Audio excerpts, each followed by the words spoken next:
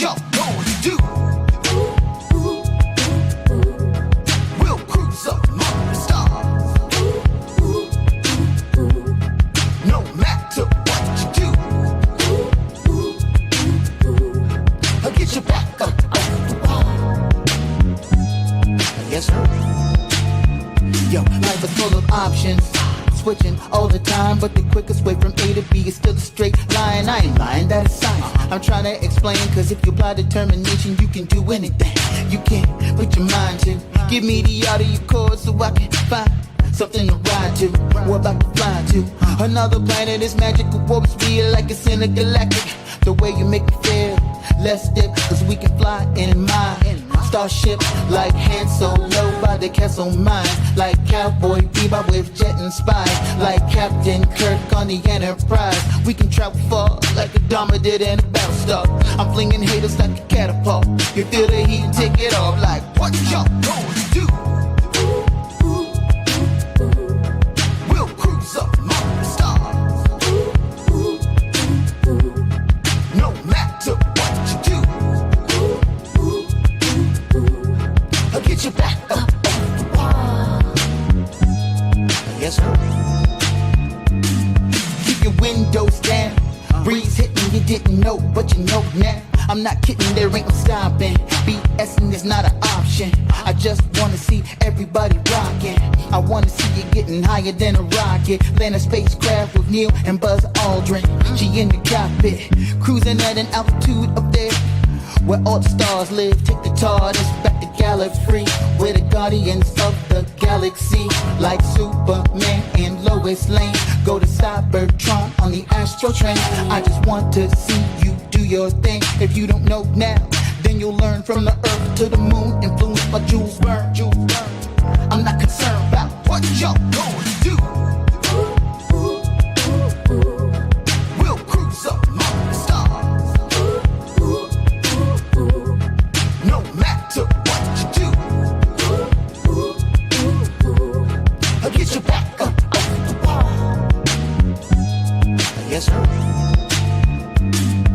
Packing up for another trip.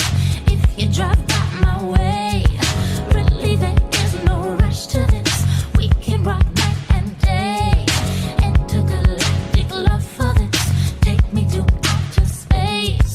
Pick me up on that mothership so we can fly away, fly away. I get in trouble sometimes. You make me wonder where we're flying to the sun. Are we going somewhere? I get in trouble sometimes. You make me wonder where we're flying to the summer. I get in trouble sometimes. You make me wonder where we're flying to the summer. Where we going, baby? Ooh. I get in trouble sometimes. You make me wonder where we're flying to the summer. Like What y'all trying to do? Okay, everybody wants good love, that's true, I know. Derrick Jones about to break it down with the relationship gumbo. Welcome to the podcast. Ain't no doubt we all need this, ayy, cause better relationships need better ingredients, ayy. So if you want better relations, it's about communication, finding love, staying together. We all wanna make it better, yeah. Derrick Jones, the host, your relationship coach. Thank you all for tuning in. Relationship gumbo, ayy.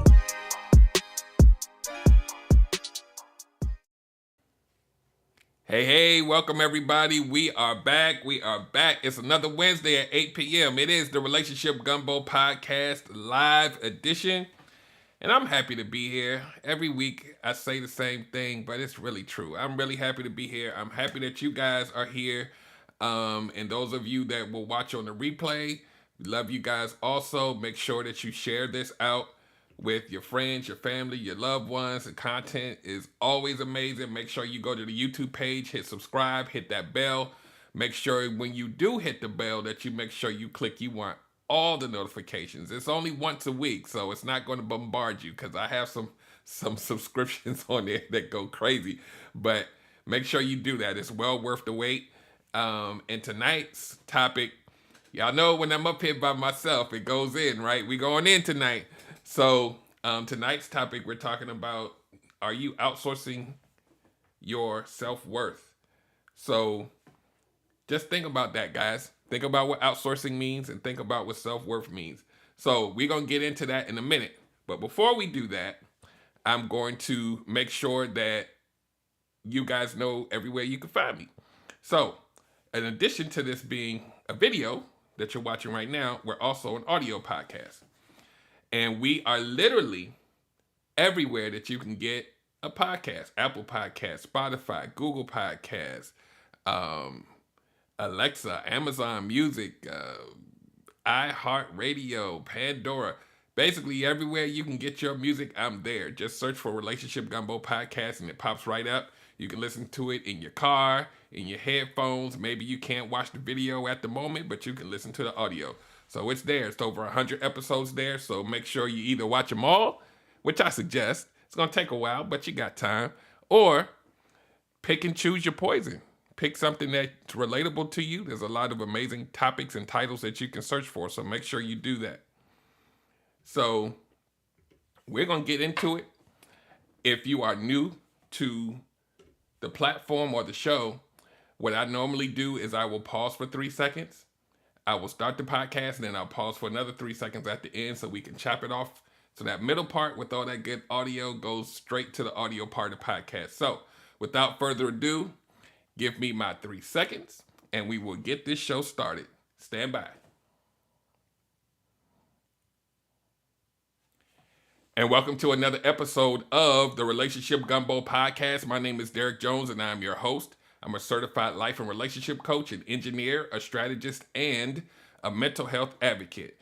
And I do want to also mention today too, before I forget, we are in the month of May. It seems like it crept up on us real fast, and May is Mental Health Awareness Month.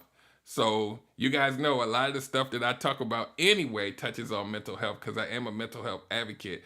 And tonight is not any different, but I just want you guys to make sure that you're taking care of yourselves, looking out for yourselves and those around you and those that you love, and making sure that not only are they physically healthy, but that mind is healthy as well. So tonight, I don't really have, I have some things that I literally brain dumped today.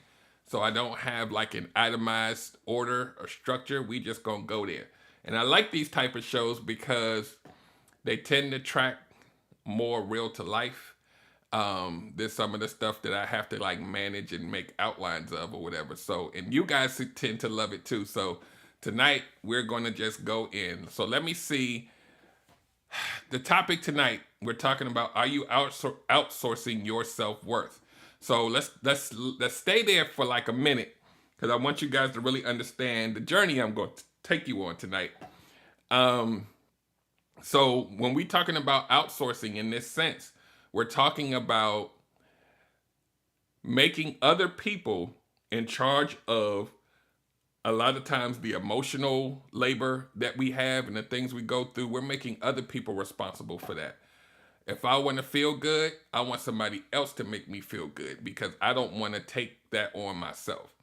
And so when we do this, when we outsource our self-worth and sometimes our self-esteem to other people, we start to lose a little bit of our own strength in ourselves. And a lot of cases, it can be dangerous. A lot of times you'll keep putting yourself in situations that you shouldn't be in just because you need, emphasis on the word need, someone else to make you feel better, right? And if you feel like or know that that is something that you're actively doing, that's a point for you to stop and say, whatever this is that I'm going through that makes me need this, emphasis on the word need, this is the point where I need to start looking at maybe there's something that I need to heal from and identify that. And so in addition, since we are in Mental Health Awareness Month, I'm always going to preach going in and finding maybe a third party, second party, third party, fourth party, somebody that can identify what's going on with you that's not you, like a therapist, a coach, even a family member that you trust to kind of see where you're at, because this behavior, it tends to hurt more than it does help. So I'm going to give you a few scenarios of what this looks like, certain types of people that fall into this category. Now, as I do a lot of times on my show, it's not going to be everything. These are just the things that ring true that I felt like would connect with you the most. and the things that you would most commonly see in your everyday life. So the first place I want to go, and this is something that we hear about now because people are starting to really, men and women are really starting to talk about vulnerability and emotions and emotional intelligence and all of these things that we're starting to hear about and learn more often now. But the one thing that a lot of people talk about, especially in dating, is people that are emotionally unavailable. Emotionally unavailable. So a lot of times, especially in dating and even in relationships, sometimes people are sometimes afraid or maybe don't even know how to identify what they're feeling, and even furthermore, know how to project it out, talk about it, identify with it at the same time, right? So an unavailable, emotionally unavailable person, what this looks like in this sense, when I say outsourcing, is they make the person that they're talking to, they make loving, like if I'm the person that's emotionally unavailable, I make loving me like an Olympic sport, right? I'm going to make you jump through hurdles and hoops to prove that you love me so that I can feel stable. I need for y'all to catch that.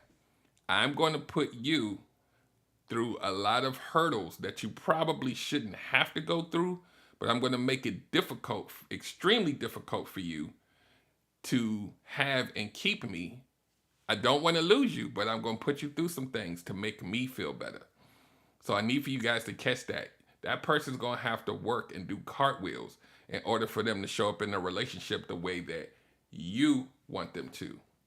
So you have to really sit on that for a minute and think about, if I am this type of person, I have to first and foremost figure out why I'm so emotionally unavailable that I need for someone to like ridiculously show me that they love me so that I can feel a sense of validation. And I did a show about validation.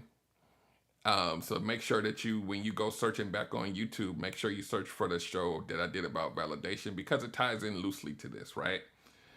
But this show is definitely a different show.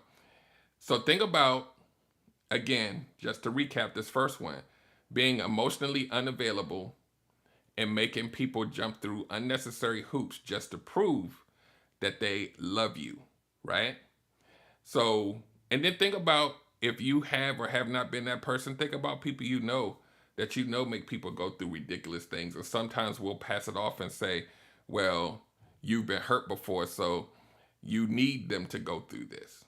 Is that a function of you or them? Because we're not talking about boundaries. We're talking about you making people do performances for you. And you're kind of sitting back waiting for them to kind of, almost like a court jester. They're performing for you for your approval, right? That's dangerous. So we're going to move on to the next one. People who do, who obsess over the attention from, and a lot of you will identify with this too, especially if you've done online dating or you know people who do online dating and these dating apps.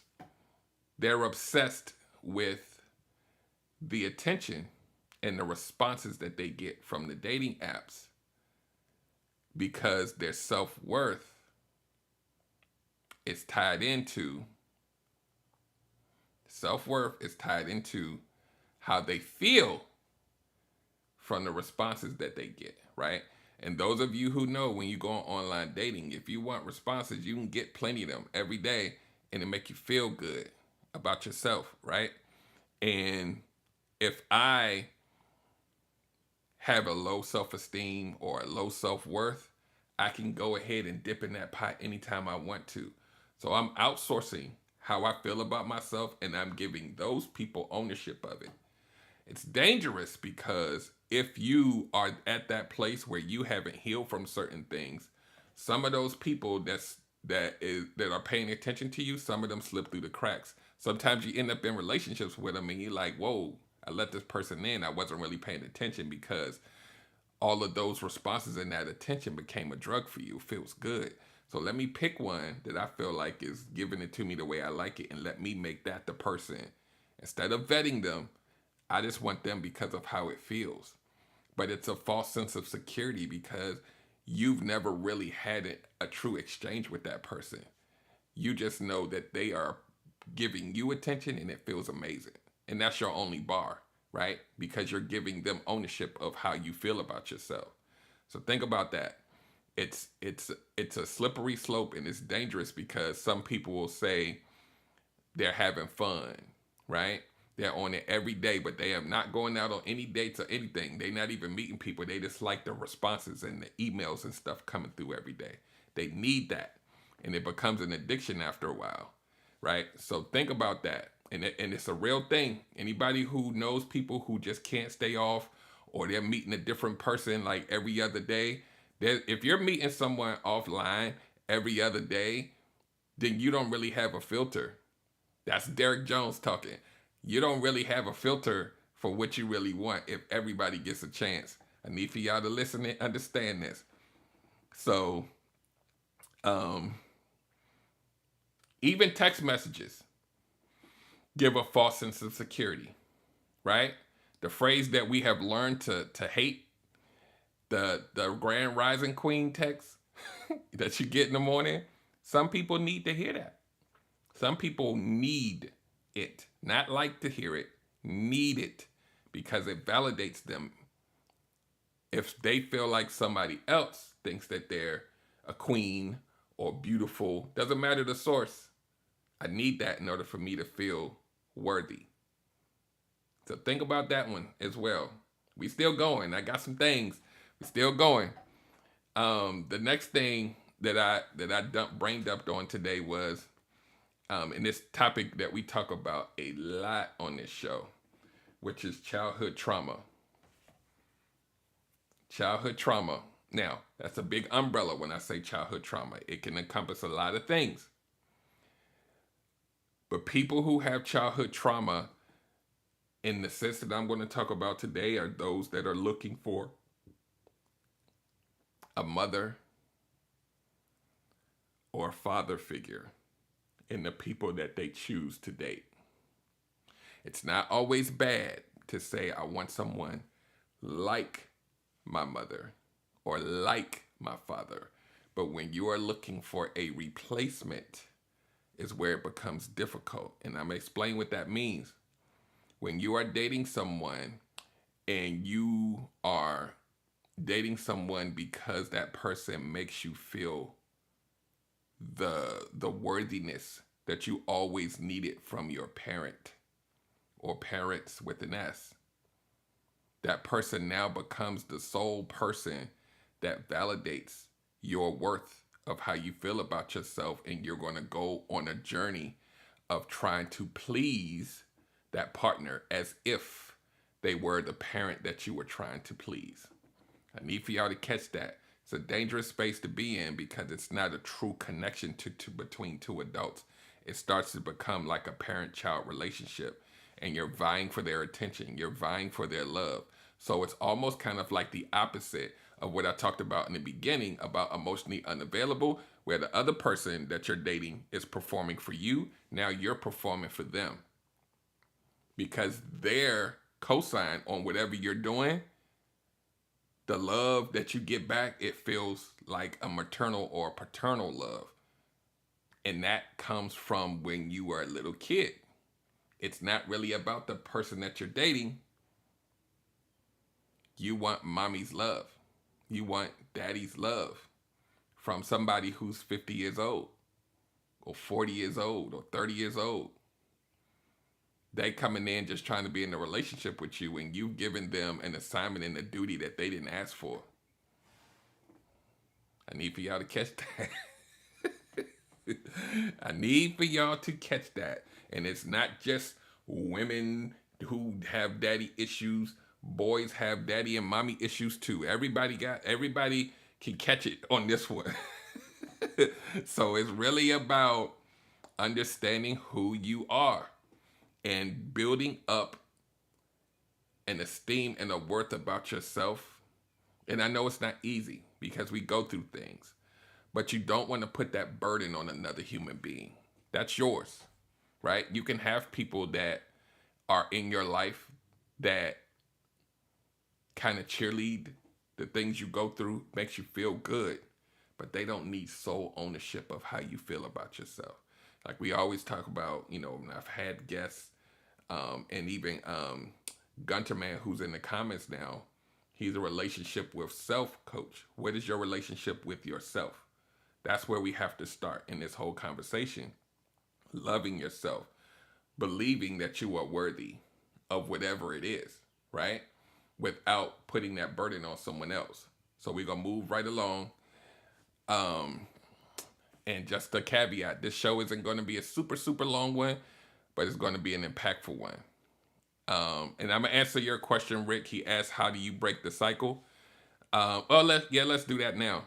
So the cycle of when people start to do this behavior that I'm talking about tonight, it's a hard answer, right? Because especially when you've been doing it, let's say people have been doing it, let's say the person is 50 and they've been doing it their whole life. How do they break a habit in a cycle that they've been going through their whole life? And I think sometimes some of us, like, I can give an answer as to how, but I also want to also preface it with, it's also difficult for humans to break a habit.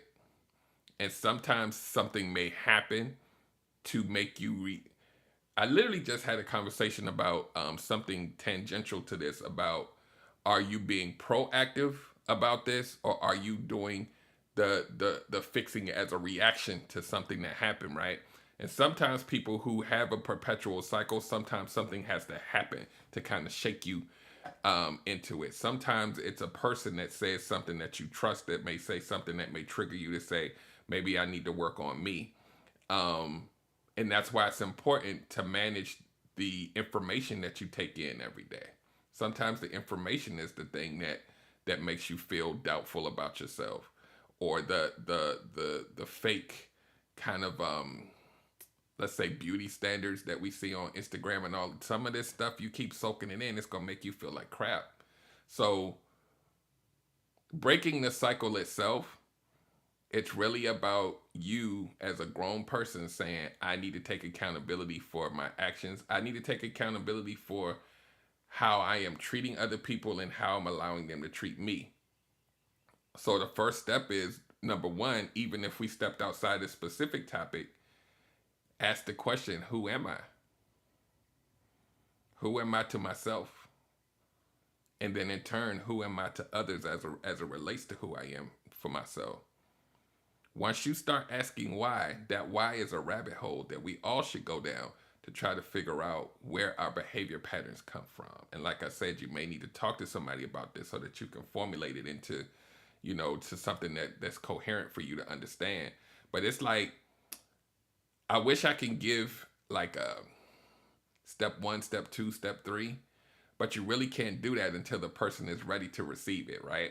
And that's why I said it's hard. It's really hard to break a pattern. Like, I'll give you an example, and it's not this directly, but like for me, in order for me to do self-care for myself, I had to react to me being overly stressed out to the point where it's affecting my body. And then it was like, oh crap, you got to start taking care of yourself. But without that, breaking that cycle, I don't know, it might still be here. It's still difficult, right? But we really have to look at, because a lot of times the people who do this behavior, they end up in a pattern of being hurt, like a lot, like all the time. And that hurt has to be enough for you to be to not, like, you got to hate it enough for you to want change, right? And as we have these platforms now, and we have access to basically unlimited information, and we have people talking about their experiences, hopefully it will trigger someone to say, maybe I need to take an accounting of my life. That's really what it is. It's figuring out who you are and where you've been, and all of these things that culminate into you treating other people differently, and not having people take ownership of how you love and how the worth that you place on yourself, but making it come from inside. So I'm gonna move on. I have a couple more points, and then we getting out of here. Like I said, I'm not gonna be on here forever tonight because your boy got things to do. So the next place I want to go is people with past relationship traumas and issues that made them feel less worthiness about themselves. They oftentimes use other people to validate their worthiness in order to increase or maintain their self-esteem and or self-worth.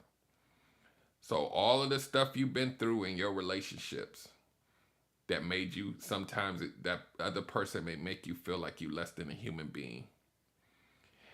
Sometimes that other person just they make you feel like crap. And then you leave eventually, right? Because it's just not working. Then when you get into the next relationship, that other person has a big job as it relates to how you feel about yourself now. Because you haven't taken the time to work on yourself, right? You're going to jump into another relationship because that thing that made you feel bad, you need to feel better. So the new person's job is to make you feel better about yourself. And when we're in relationships, of course you want your partner to give you those words of affirmation and be there for you. But I'm talking about an unrealistic expectation of what that burden that person has to take on. Because when you have, and I need for you guys to hear this part, when you have someone who you are putting the burden of maintaining your self-esteem and your self-worth, toxically so, when you make that their job, if they ever have a critique on, when you have a critique on something, when that person has a critique about you or criticism about you, it hurts 10 times worse than a regular critique, right? And you got to think about that. Why does that critique hurt so hard from somebody who loves you and wants you to be better? Right? I see you, John. The reason why I got stuff to do on my own show night is because I'm building the brand. It's all about relationship gumbo all the time. So y'all ain't gonna always get an hour show. So Gunter Man says like they're working from the negative. Yeah. If I have a negative opinion of myself and I'm dating you because I want you to make me feel better, then that means you always got to make me feel better. And when you don't make me feel better, now I'm having resentment towards you. Isn't that crazy? And when I say don't make me feel better, it doesn't mean that person is attacking you or doing something inherently negative. They may say they don't like the shirt you got on. And if your esteem and your worth is super low, it's going to hurt. Because they have ownership of all of those things that you're supposed to have built up for yourself, right? It's an ongoing process for a lot of us, though, like feeling good about ourselves. We're going to talk about another thing that's going to touch on to that in a minute. But we're going to move on to the next thing. Here's one that y'all going to like. People who use sex as a method of validating their self-worth. I'm going to say that again. People who use sex as a way to validate their worthiness. The sexual act in this specific case is sometimes a trauma response. We never really think about that though, right? Me feeling good about myself is predicated upon me finding somebody to have sex with means they like me, means I'm good enough. So I'm going to keep doing it. And if not with you, someone, because I need to feel wanted. I need to feel like I'm worth someone's time, right? I didn't say relationship. I just need to sleep with somebody so that I would feel the physical attachment, this pseudo feeling that I'm making love, but I'm really not.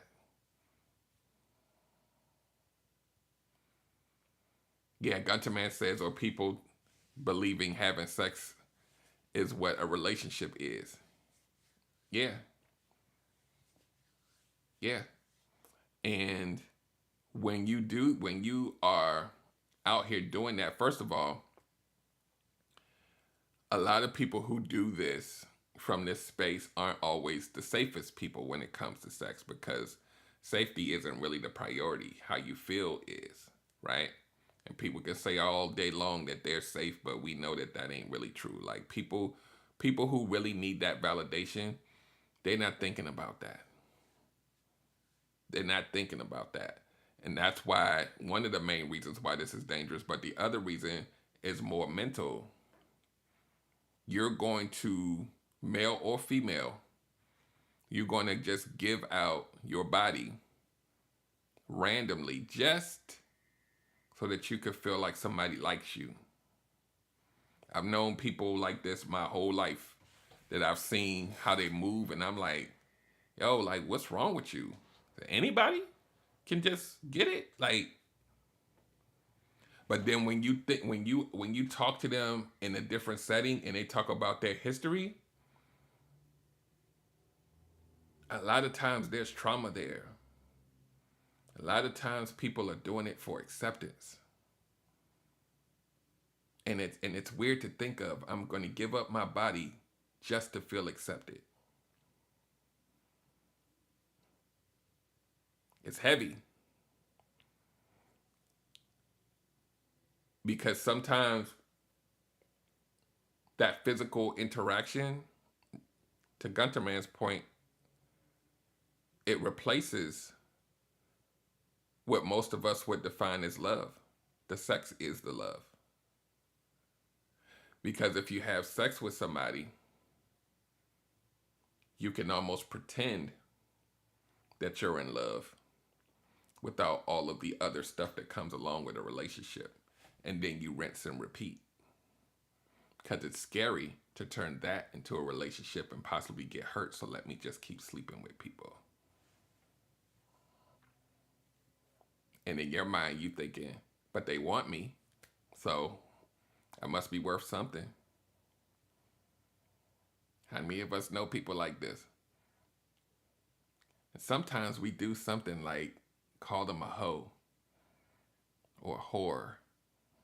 Why are you sleeping with all these people? But we never really look at what's really going on inside that head of theirs.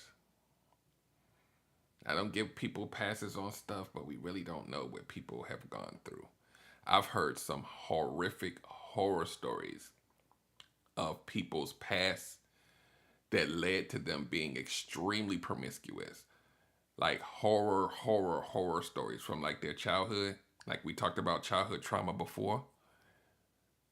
And then they end up, and I'm not saying that that's the only place it comes from, but they end up being these, like, it's just ridiculous. Like everybody can get it. Even men. We will relegate men to just being these sexual creatures that just want to sleep with everybody. But there's a large population of men who do it to validate themselves. I'm the man if I can get it. I feel better about myself if I can conquer this.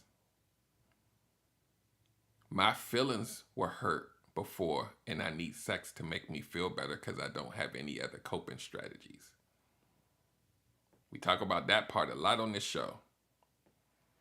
So it looks like he's a player, but on the inside, there's pain, unresolved, and he's taking it out on you. And you don't even know it because it feels good. He's just going to keep rinsing and repeat. It's temporary. Right? So, got a couple more and then we're going to get out of here. Here's another one, right? Mental Health Awareness Month. Depression People who are depressed to a certain extent, like first and foremost, I'm going to say, if you actively know that you're just continually depressed, or you feel like it, or you don't know what's going on, you need to seek help like ASAP, because it's a dangerous place to be. It can affect a lot of things, not just you, but your environment, your health, um, your thoughts, everything is all encompassed in this. But being depressed could lead to you seeking others to validate even just your very existence. And that's dangerous, because if other people are responsible for that, if that person leaves, then you go back into a downward spiral all over again. People should not, it's a blanket statement, people should not have that much power over you, the individual. That's my blanket statement for the whole. You're granting people power over your mental state, a lot of times over your physical state, and they have the sole power over that. So if they decide to change their mind or leave or do whatever, now you're crushed. And then that crushed person, guess what they do? They don't go get help.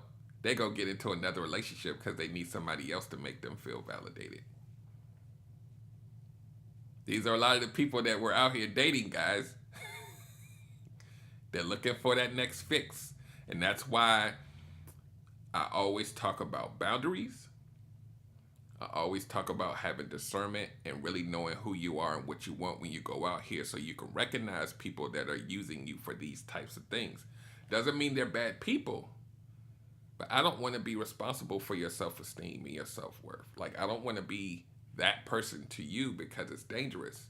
All we got to do is have an argument, and you going downward spiral.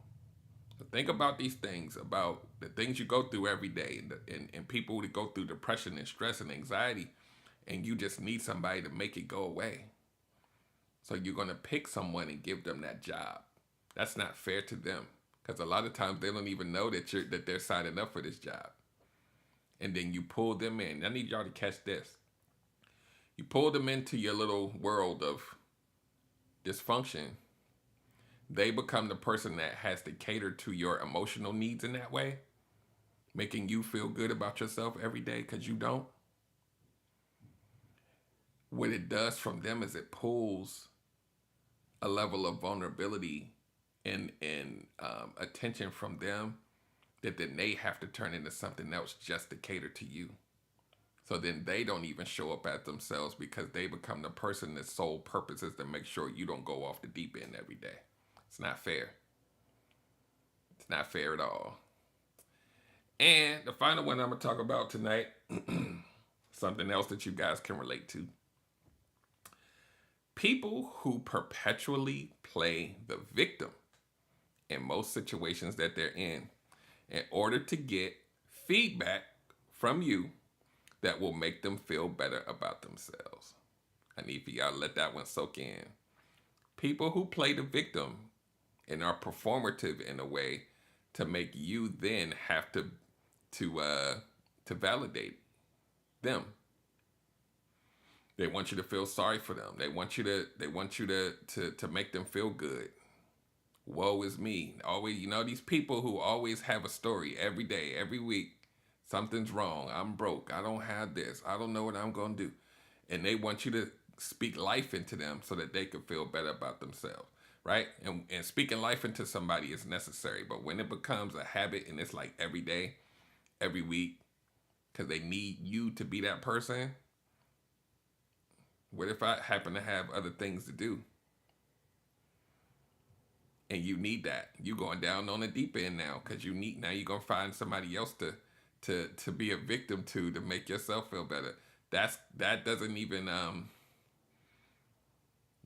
again, it's not fair, because what'll end up happening is you'll run into somebody who's a people pleaser, and then y'all will have a whole dysfunctional union, because they're going to always obsess over trying to make sure that you're not a victim, even though you're going to keep repeating it. It's a cycle of terror that you don't even want to sign up for.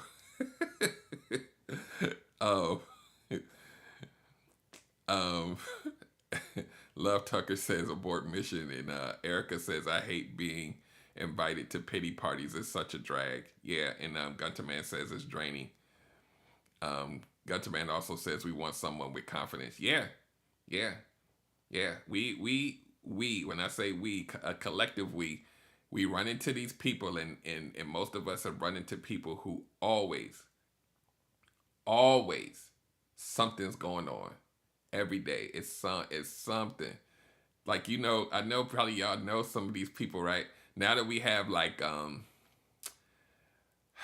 Cash App and Venmo and all of this, they be like, "Can you just Cash App me something? I'll get it back to you tomorrow." And then then like 3 days later, they be like, if you could just send me $10. It's kind of like that, right? But like emotionally, right? It's an emotional Cash App.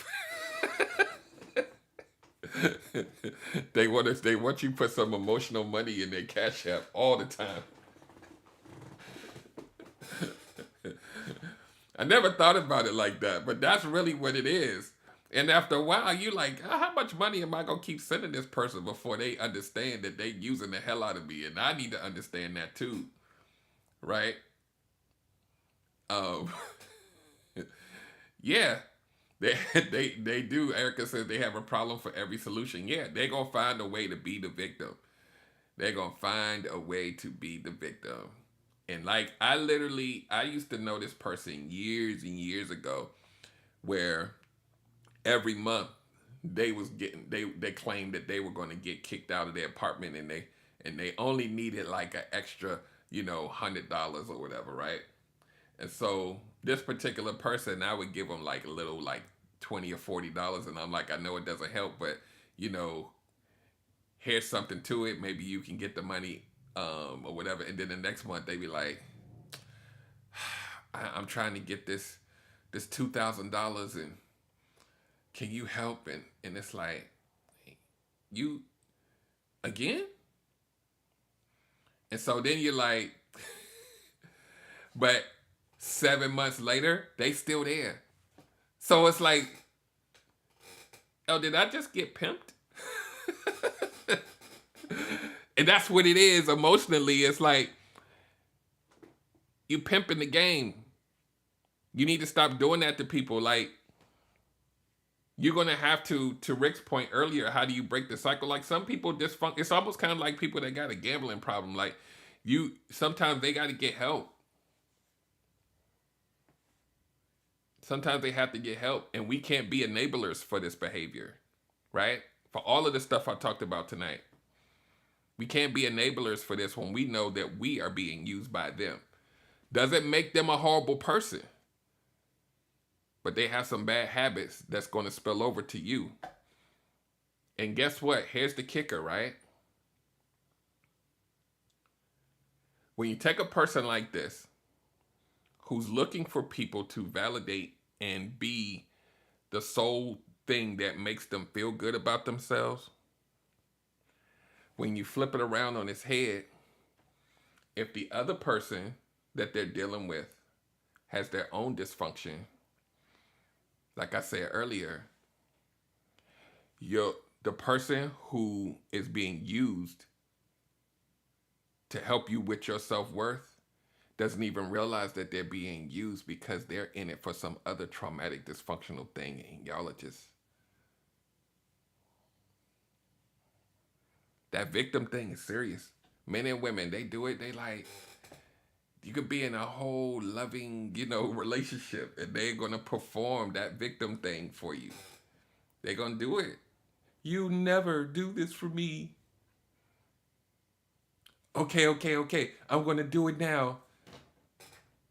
I'm going to make you feel better. And then tomorrow, you did do that, but what about this? And yes, they do say it in that voice.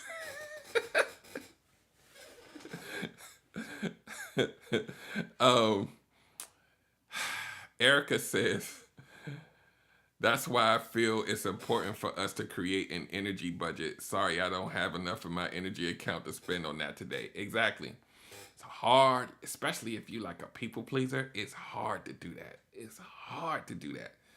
Gutterman says sometimes they have to hit rock bottom to know that it's not a good way to be. Yeah, that's what I was saying. Something's gonna have to happen in order for them to kind of get it. It's unfortunate because sometimes that takes years and decades for them to get it. They're doing it so much, and then if it's not you, they're gonna find somebody else to fill that void. Whatever they got to do, right? We talked about, oh, let me sleep with this person, and then they'll make me feel better about myself. Let me do this. Let me play the victim. Let me all the stuff we talked about. It becomes such a habit. And if you're really talking about self-esteem and self-worth, it then becomes what I would call an addiction. You need it to feel good about yourself. You need somebody to do that. So now you're out vetting people for that. Not for people who need to be with you for a marriage or a long term. You're vetting people to see if they're going to make you feel good about yourself on a regular basis. Because you can't. For whatever the reason. So, I'm going to go ahead and start to land this big old plane that I built tonight. But I want y'all to really think about it. This falls under the category of self-love, self-care, all these things we talk about. You got to dig deep into really owning your own greatness, owning whatever your purpose may be, owning the fact that you're an amazing person with or without somebody always having to feed your need to feel good about yourself. It's always great to get people that will say nice things about you, but when it becomes an obsessive need, that's when it's a problem. Like, what is it about you that you can't sustain yourself for more than 24 hours? Like, we got to really look at that. You got to look at that. Look at the depression you feel when you are absent a person doing that for you, because you need it that bad. Instead of, if we were as self-aware as we should be, we would know, like, wait, I'm feeling depressed because I don't have this person. What is it about me that needs them so bad that I'm feeling like this? Like, that's the math, right? But sometimes the math doesn't math. It's not mathing. We have to take self-accountability and really figure out, like, maybe I don't have the answers. Maybe I need to find somebody to talk to about the answers because I can't keep going through this. It's a cycle. You're going to meet another person and you're going to be depressed because they're not giving you the validation you want. You got to find another person. And guess what? You're going to keep doing that until you find somebody that has so much dysfunction that it turns into like a trauma bond.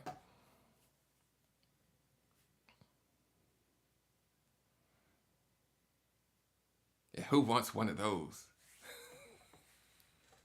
So, well, some people feel like they do, but it's nothing. It's really nothing good that comes from that. So, I'm gonna go ahead and land this plane. Thank you everybody who had joined me tonight and who will join on the replay. And I am going to be here next week, same time, same place. But make sure that you go to relationshipgumbo.info.